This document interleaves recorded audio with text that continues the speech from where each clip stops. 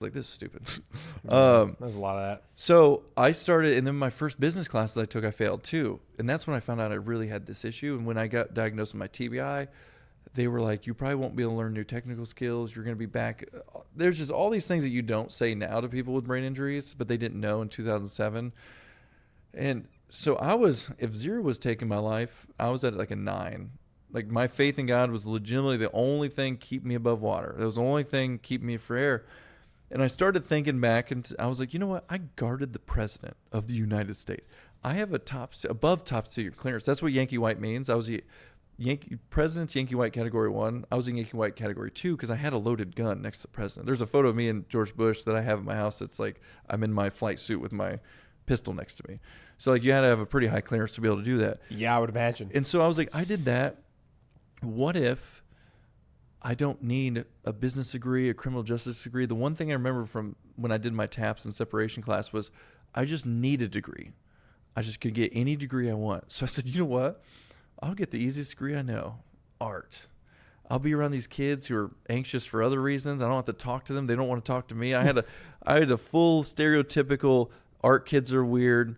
I could be with them because they won't talk to me. That was my intention. They'll leave me alone. At a community college, they'll leave me alone. I won't talk to them, and it's going to be easy. It's art.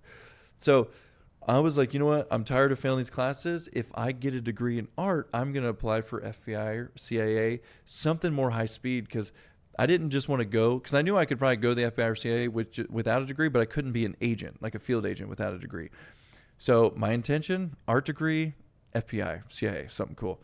And so I'm taking some basic drawing classes, some creative writing classes. But in the back of my mind, I'm still like suffering from Luke's death and not being able to talk about him. And so, because it was still very fresh. Oh yeah, relatively speaking, compared to now. Now that you said, you've December talked 2006, he was killed. In like 2008, I'm in school. Yeah, because you said you've probably told the story hundreds of times now. Now, at this point. yeah. So it's taken that power away from it after all these years of talking about it over and over again. Yeah. Whereas like you probably didn't really talk about it very much back then. No, I couldn't. I wanted everyone to know that he lived.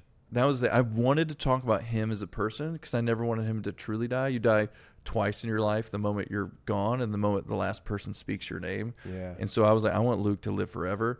But I was restricted from telling people about him because I'd bawl. I was like, hey, Luke. And I would be like, I'm not going to cry in front of people. I have a Harley. I'm a Marine. I was like, I'm not crying in front of people. Yeah.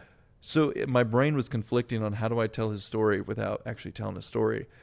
And so I would go to his grave every single year. I didn't know his family either. That was the scariest part.